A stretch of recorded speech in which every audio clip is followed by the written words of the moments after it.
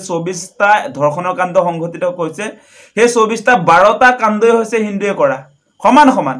গতে কম্পিটিশন হৈছে নেকি এটো এই কম্পিটিশনৰ ক্ষেত্ৰত দেখোন হিমন্ত বিশ্ব শৰ্মাই কেৱল মুছলমানক টাৰ্গেট কৰি মুছলমান এই জনগোষ্ঠীৰ লোকসকলে কেৱল ধৰ্ষণ কৰি আছে বুলি কৈছে হিন্দু বিলাক কি ধৰ্ষণ কৰিবলৈ অনুমতি দিছে নেকি আপুনি সেই কথা নকব ডাঙৰীয়া ধৰ্ষণকাৰী ইয়াত কোনো হিন্দু মুছলমানৰ কথা নাহে সেই কাৰণে আমি কৈ আছো যে প্ৰতিগৰাকী ধৰ্ষণকাৰী বিৰুদ্ধে আৰক্ষীয়ে কঠোৰৰ পৰা কঠোৰ শাস্তি বিহিব লাগে আৰক্ষীয়ে উপযুক্ত চাৰ্জশিট দাখিল কৰিব পাৰে যাতে কোৰ্টত সেই অপৰাধীবিলাক এই পাখণ্ডবিলাক যাতে বাচিব নোৱাৰে তাৰ ব্যৱস্থা কৰিব লাগে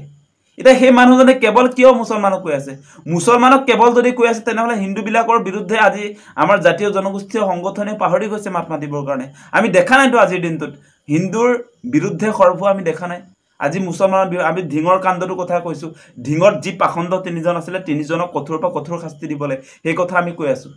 তাৰ সমান্তৰালভাৱে আজি আপোনাৰ যোৰহাটৰ ধৰ্ষণ কাণ্ড গুৱাহাটীৰ ধৰ্ষণ কাণ্ড আজি তিনিচুকীয়া ধৰ্ষণ কাণ্ড তেওঁলোকৰ উপযুক্ত শাস্তি নহব নেকি নে হিন্দু হোৱাৰ কাৰণে তেওঁলোক বাচিব সেই কথা নহব সেই কথা কেতিয়াও নহব এটা হিমন্ত বিশ্ব শৰ্মা হিৰো দেখুৱাবলৈ আহিছে তেওঁ হিৰো নেকি তেওঁ নিজৰ গৃহ বিভাগ সম্ভালিব নোৱাৰা এগৰাকী মুখ্যমন্ত্ৰী এগৰাকী গৃহমন্ত্ৰী তেখেতে এতিয়া ডাঙৰ কথা কৈ আছে যে ফালতু মানুহৰ নিচিনাকে তেওঁ কথা কোৱাৰ নৈতিক অধিকাৰ নাই এই মুহূৰ্তত এই কথা আমি কৈ দিছো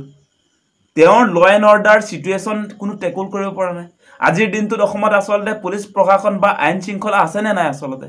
এই মুহূৰ্তত পুলিচো নাই অসম চৰকাৰো নাই গৃহমন্ত্ৰীও নাই ইয়াত অৰাজক এটা পৰিস্থিতি যাৰ যি ইচ্ছা তাকে কৰি আছে গতিকে এই মুহূৰ্তত হিমন্ত বিশ্ব শৰ্মাৰ মুখখন বন্ধ কৰিব লাগে সেই কথা কৈ আছো তেওঁ ধৰ্ষণৰ ক্ষেত্ৰত কেৱল এটা জনগোষ্ঠীক দেখা পাইছে মই কিন্তু মুছলমানৰ এজেন্ট নহয় সেই কথাটো কৈছো যে মই কৈ আছো যে হিন্দু ধৰ্ষণকাৰীৰ বিৰুদ্ধে আমি সমান্তৰালভাৱে আসলে খৰব হ'ব লাগে বুলি কৈছো ধৰ্ষণকাৰীৰ ক্ষেত্ৰত আমি ধৰ্মক লৈ ৰাজনীতি কৰিলে নহয় সেই কথা কৈ আছো মই গতিকে এটা কথা স্পষ্ট যে বৰ্তমান সময়ত আমি দেখিছো যে আমাৰ জাতীয় জনগোষ্ঠীয় সংগঠন আমি নিজেও যেতিয়া ঢিঙৰ কাণ্ডটোক লৈ খৰব হৈ আছো সেই মুহূৰ্তত হিমন্ত বিশ্ব শৰ্মাই এডভান্টেজ লৈছে তেখেতে এই মুহূৰ্তত মুছলমানৰ শত্ৰু হিচাপে চিনাক্ত কৰি কেৱল মুছলমানৰ বিৰুদ্ধে তেওঁ কথা কৈ আছে মুছলমান যিবিলাক বিদেশী বাংলাদেশী আহিছে তেওঁলোকৰ বিৰুদ্ধে কঠোৰ হ'ব লাগিব তাৰ সমান্তৰালভাৱে যিবিলাক আসলে পূৰ্ববংগীয় আমাৰ হিন্দু বাংলাদেশী তেওঁলোকৰ বিৰুদ্ধেও আমি সমান্তৰালভাৱে সক্ৰিয় হ'ব লাগিব আজি এনআৰসিত যে 19 লাখ এনআৰসিৰ চূড়ান্ত তালিকাৰ পৰা বাদ পৰিছিলে সেইবিলাকৰ চিনাক্তকৰণৰ বিতৰণৰ ব্যৱস্থা কৰিছে না হিমন্ত বিশ্ব শৰ্মাই তাত মুছলমানো আছে হিন্দু বাংলাদেশীও আছে মুছলমান বাংলাদেশীও আছে তেওঁলোকৰ বিৰুদ্ধেও আমি সমান্তৰালভাৱে একচন ল'ব লাগিব আজি তেওঁ ডাঙৰ কথা কৈ আছে আমি কম সেই কথা আমি জাতীয় জনগোষ্ঠীয় সংগঠন বিলাকে কম একচন ল'ব লাগিব চৰকাৰে আমি যিবিলাক দাবী উত্থাপন কৰিছো আজি ধৰ্ষণকাৰীৰ বিৰুদ্ধে কঠোৰৰ পৰা কঠোৰ হ'ব লাগিব অসম চৰকাৰ অসম আৰক্ষী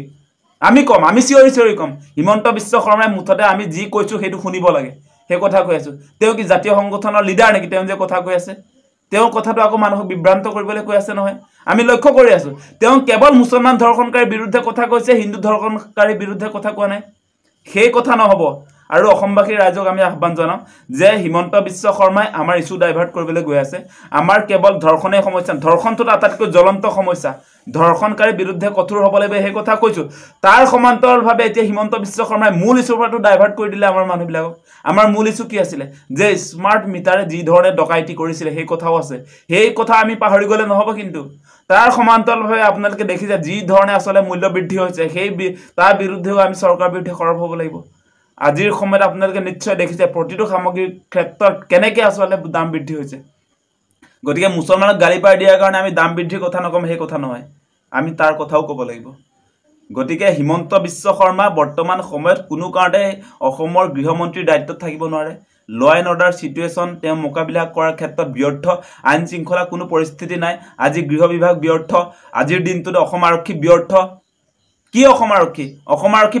25টাকৈ আসলতে স্বাধীনতা দিৱসৰ আগদিনা আলফাই বোমা সংস্থাপন কৰি গ'ল অসম আৰক্ষীয়ে গমেই নাপালে সেয়া স্মাৰ্ট আৰক্ষী আৰু কিবা বোমা নিষ্ক্ৰিয় কৰিবলৈ কি হেলমেট পিন্ধি যায়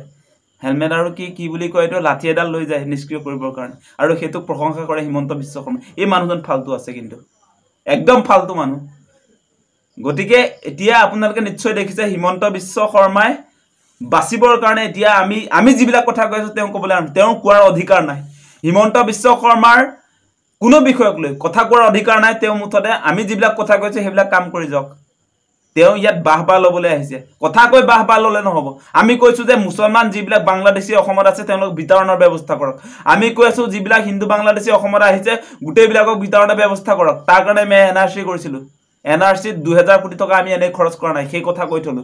গতিকে আপোনাৰ কথা কোৱা বন্ধ আজিৰ তাৰিখৰ পৰা আৰু আমি যিবিলাক কথা কৈ আছো সেই আমাৰ কথাবিলাক শুনি ব্যৱস্থা গ্ৰহণ কৰক সেই কথা হকিয়াই থলো যিকোনো খবৰৰ বাবে যোগাযোগ কৰক 7099017330 অথবা 7099017390 নম্বৰ